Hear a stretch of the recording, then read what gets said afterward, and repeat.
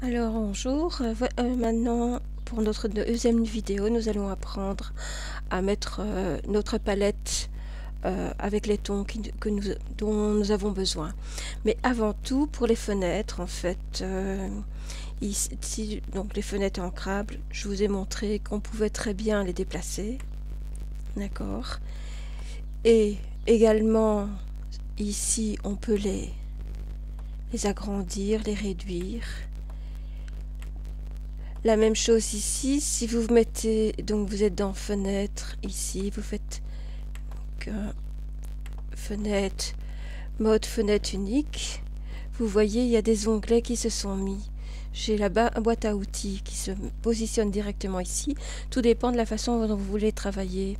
Mais je pourrais très bien ici, regardez, ajouter un autre onglet et mettre par exemple mes calques ici. Vous voyez, et j'ai deux onglets. Là, comme j'ai l'outil déplacement, j'ai les options de l'outil déplacement. Je vais prendre le crayon, comme ça on voit beaucoup plus les différents paramètres. Et ici, on a les calques. Et on pourrait rajouter, comme on veut, allez, ajouter un autre onglet. Je vais mettre par exemple les motifs. Et vous voyez, et pour en supprimer, il suffit que je ferme l'onglet.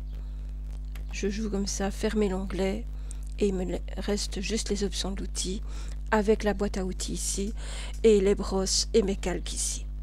Pour les calques, pour le premier exercice, on n'en aura qu'un, mais c'est pas bien grave. Le but du jeu, c'est de créer une page A4 comme papier peint qu'on va utiliser après pour faire du scrapbooking ou alors des passe-partout. Donc pour ceci, je vais faire, avant tout, je voudrais créer une page. Donc il va falloir que je joue sur ma palette.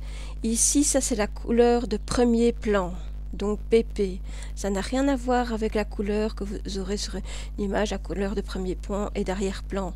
L'arrière-plan ici, il est noir, le premier plan est rose, saumon.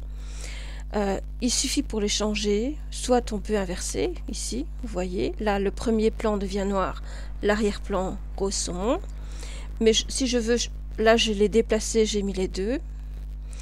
Ici, si je veux changer, je vais mettre par exemple noir ici, et vous voyez, je vais valider, voilà, et ici je vais mettre un bleu pour faire des petits...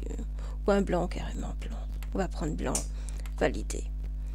Voilà, maintenant en premier plan j'ai du noir, en arrière-plan j'ai du blanc.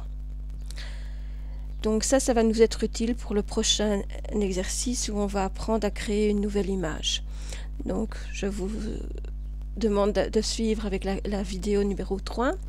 Donc d'ici là, essayez déjà de bien jouer avec ces petites fenêtres et de préparer votre palette de couleurs.